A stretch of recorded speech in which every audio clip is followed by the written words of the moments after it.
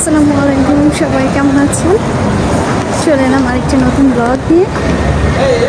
আজকে পর্তুগালে happy new ইয়ারের উপলক্ষে যে কনসার্ট প্লাস যে ফায়ার ফাইটিং হয় সেটা নিয়ে একটি ব্লগ করবো। হোপফুলি পুরো ভিডিওতে আমার সঙ্গেই থাকবেন। তো প্রথমে আমরা চলে যাচ্ছি ডিনারের জন্য। ডিনার ছাড়া তো কোনো পার্টি চলবে না, আর অনেক ক্ষুধা লেগেছে। সো ডিনারের জন্য যাচ্ছি। ডিনারের জন্য আমরা বাঙালি রেস্টুরেন্টই পছন্দ করি, কারণ হালাল হারামের বিষয় থাকে। তো আমরা এখানে কাবাব নিলাম, chicken kebab, vegetable and French fry ছিল, টুকটাক কোক ছিল, আর তেমন কিছু নেই। এটা খেয়ে পুরো পেট ভরে গিয়েছে। দেন তারপরে আমরা রওনা হলাম। হেঁটে যেতে হবে কারণ সব কিছু অফ। আর এই হাঁটার রাস্তাটা কিন্তু বেশ মজা, কারণ রাস্তার মধ্যে অনেক কিছু দেখতে পাওয়া যায়, অনেক মানুষের ভিড় থাকে। সবসময় সাধারণত এত ভিড় থাকে না, আর এত কিছু দেখাও যায় না। তো এই লোকটা কিন্তু জাদুর মতো কিছু দেখাচ্ছিল। এটা হচ্ছে এক ধরনের ভিক্ষা করার পদ্ধতি। তো যাই হোক, যে যেইভাবে উপার্জন করতে পারে, বিষয়টা হচ্ছে এটাই। তো আমরা একেবারে মেইন পয়েন্টের কাছাকাছি চলে এসেছি। এখানে অনেক ওপেন রেস্টুরেন্ট আছে। তো এখানে হচ্ছে শীতকালে এই বাদাম বিক্রেতা অনেক বেশি দেখা যায়, আর এটা খেতে বেশ মজা লাগে। এটাকে বলে কাশতাইনা। তো আমি ওকে জিজ্ঞেস করলাম 3 টাকা দিয়ে এটা দিয়ে কি দেওয়া যাবে। দেন ও বললো যে হ্যাঁ, কারণ এখানে কোনো প্রাইস লিস্ট ছিল না। দেন গরম গরম এই কাশতাইনাগুলো নিলাম এবং খেতে খেতে আবারও সামনে এগিয়ে যাব। এখানে টোটাল আমাদের যে রেস্টুরেন্ট ছিল সেখান থেকে হেঁটে যেতে সময় লেগেছে 20 থেকে 25 মিনিট। কনসার্ট যেখানে হবে এবং ফায়ার ফাইটিং যেখানে হবে সেখানে ঢুকতে গেলে অনেক ভিড় থাকে আর অনেক লাইন ধরে ঢুকতে হয়।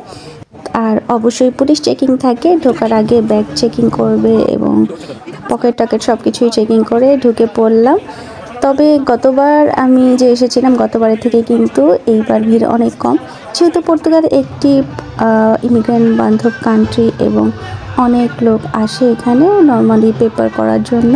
তো এই প্রসেসটা 2024-এ নতুন গভর্নমেন্ট এসে জুন থেকে অফ করে দিয়েছে। দ্যাটস ওয়াই কিন্তু এখানে তেমন ইমিগ্রেন্ট নাই। যাদের পেপার প্রসেসিংটা চলছে বা হবে তারাই রয়ে গিয়েছে, আর নতুন যারা ছিল তারা চলে গিয়েছে। তারা অন্যান্য দেশে ভাবলো যে এই দেশে থেকে লাভ কি, যদি কাগজই না হয় সেই ক্ষেত্রে কিন্তু এই দেশে থেকে তেমন লাভও নাই, কারণ এই দেশে নর্মাল ইনকাম অনেক কম। দেখা যায় ম্যাক্সিমাম মানুষ নিজের দেশ থেকে টাকা এনেই চলে বা অন্যান্য দেশে কাগজ প্রসেসিং করে এখানে, বাট অন্যান্য দেশে গিয়ে কাজ করে। তো এই সব কিছু প্রসেস কিন্তু অফ করে দিয়েছে। সো এই কারণে আমি বললাম মানুষ অনেক কম, কারণ লাস্ট ইয়ারে আমি যখন এসেছিলাম প্রায় আধা ঘন্টা থেকে 1.5 ঘন্টা লাইন ধরে আস্তে আস্তে করে আগে ভিতরে ঢুকেছিলাম। এবার মাত্র 5 থেকে 7 মিনিট সময় লেগেছে। সো আমরা ভিড় ঠেলে ঠেলে একেবারে কনসার্ট যেখানে হচ্ছে সেই একেবারে সামনে চলে গেলাম।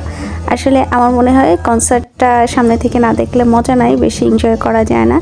আর যেই মানুষকে না দেখছি তার গান যদি শুনি তাহলে মনে হচ্ছে যে না, আসলে কিছু দেখছি না। তো আমাদের কনসার্ট এখানে আমরা 2.5 ঘন্টার মতো কনসার্ট দেখলাম। এবার লাস্ট মোমেন্টে চলে এসেছে।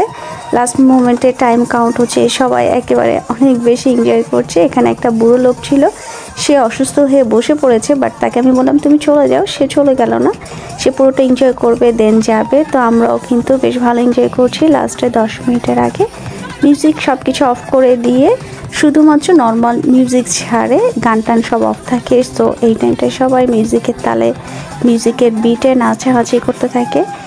তো বেশ ভালো লাগছিল। এবার হচ্ছে লাস্ট কাউন্টিং চলছে আর 1 মিনিটের মতো আছে। তো আমরাও এই মিউজিকটা অনেক বেশি এনজয় করছিলাম, কারণ মিউজিকে বোঝাবুঝির তেমন কিছু ছিল না। পর্তুগিজ গান যেমন আমরা কম বুঝি, মিউজিক তো আর বোঝার কিছু নাই।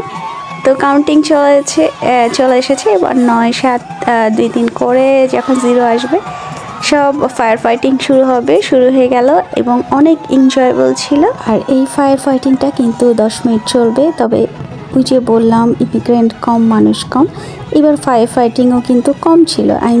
10 মিনিট ছিল, বাট এক পাশ থেকে হচ্ছিল, যেমন গতবার 4 পাশ থেকে ফায়ার ফাইটিং হচ্ছিল। এই সব কিছু মিলে মনে হলো যে গতবারের থেকে কিছুটা কম। তবে এই যে এত মানুষ দেখা যাচ্ছে, মনে হচ্ছে হয়তো বা ঠেলাঠেলি বা ধাক্কাধাক্কি, কেউ কারে গায়ে হাত দিবে, বাট এরকম কোনো কিছুই কিন্তু এখানে নেই। এত মানুষ, সবাই কিছুটা দূরত্ব বজিয়ে রেখে সবার সঙ্গে চলছে এবং খারাপ কিছু করার সুযোগ নেই এবং পর্তুগিজরা অবশ্যই বলবো অনেক বেশি সোবার। সেই সঙ্গে এখানে যারা ইউরোপে আসে বাঙালি, ইন্ডিয়ান, পাকিস্তানি, নেপালি যেই থাকুক, আফ্রিকানরা কিছুটা প্রবলেম করে, বাট এখানে তেমন কোনো সুযোগ নাই কারণ পুলিশের অনেক বেশি চেকিং ছিল এবং সবাই এখানে অনেক ভদ্র। যেমন গতবার যখন আমি প্রথম এসেছিলাম তখন আমার মনে হচ্ছিল এত ঠেলাঠেলি হবে, এত মানুষ হবে, অবশ্যই ধাক্কাধাক্কি অফওয়ার্ড কিছু হওয়ার সুযোগ আছে, বাট গতবার আমি প্লিজ ছিলাম, কোনো ধরনের কোনো অফওয়ার্ড কিছু হয়নি। দ্যাটস ওয়াই আমি এবার এসেছি এবং অনেক এনজয় করেছি এবং ফায়ার ফাইটিংগুলো সত্যি দেখার মতো ছিল। 10টা মিনিট একবারে চোখ জুড়িয়ে যায়, সেই সবার নাচানাচি দেখতে আরও বেশি ভালো লাগে।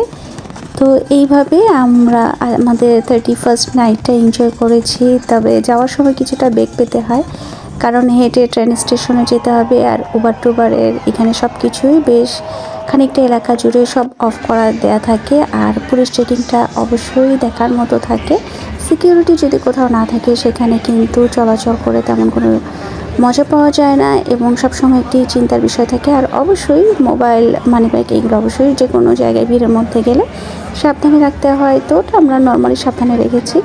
তো এবার আমরা আবারও ভিড় ঠেলে ঠেলে আস্তে আস্তে করে হেঁটে চলে যাচ্ছি। এখানে এখনও অনেক মানুষ ঢুকছে কারণ সারা রাত কনসার্ট হবে, আর ওদের যেহেতু ড্রিঙ্কস করাটা খুবই স্বাভাবিক, ওরা ড্রিঙ্কস করবে, সারা রাত এনজয় করবে, এটাই স্বাভাবিক। প্রোগ্রামটা হচ্ছিল রসিয়াতে এবং রসিয়াতে পাশেই কিন্তু ট্রেন স্টেশন ছিল। হাঁটতে হাঁটতে সময় লেগেছে আমাদের 15 মিনিট। আমরা খুব বেশি স্পিডে হাঁটতে পারছিলাম না যেহেতু অনেক ভিড় ছিল, কিন্তু লাস্ট মোমেন্টে একটু স্পিডে হাঁটতে হলো কারণ ট্রেন টাইমটা দেখে নিলাম। দেখা যাক সেকেন্ড ট্রেনটা ধরতে পারি কিনা। ফার্স্ট ট্রেনটা অবশ্যই চলে গিয়েছে, টাইমটা আমরা দেখে নিয়েছিলাম। তো এই হচ্ছে ট্রেন স্টেশন, সিঁড়িতে উঠতে হবে, অনেক মানুষের ভিড়, আর মাত্র 4 মিনিট আছে। দেখা যাক এই ট্রেনটা ধরতে পারি কিনা। তো 4 মিনিট যেহেতু আমরা এই সিঁড়ি বেয়ে উঠতে পারলাম না, স্কেলেটর চলছে, তারপরে আমরা সিঁড়ি বেয়ে ওঠার চেষ্টা করলাম, দেখলাম যে এখানে অনেক বেশি ভিড় এবং পুলিশ চেকিং অনেক বেশি। পুলিশরা গেটটা আটকে দিয়েছে কারণ ভিতরে সব ট্রেনটা ফুল হয়ে গেছে। দেন আমরা ওয়েট করলাম পরবর্তীতে ঢুকতে দেওয়ার জন্য। যখন ঢুকতে দিল প্রায় আধা ঘন্টা পরে ট্রেনটা ছেড়ে দিল। ট্রেনেও অনেক ভিড় ছিল, অনেক মানুষের ভিড়, সবাই দাঁড়িয়ে যাচ্ছে। নর্মালি সাধারণত ট্রেনে দাঁড়িয়ে যায় না, কারণ নর্মালি বসেই যায় কারণ এত বেশি মানুষ হয় না। আর আজকে যেহেতু একটি প্রোগ্রাম, তো আজকে অনেক ভিড় ছিল। তো এইভাবে করে আমরা আমাদের 31st নাইটটা এনজয় করলাম। আপনারা কে কীভাবে এনজয় করেছেন এবং সেটা জানাতে পারেন আমার সঙ্গে। আর অবশ্যই সবার দিন শুভ যাক, ভালো থাকেন সবাই। আল্লাহ হাফেজ।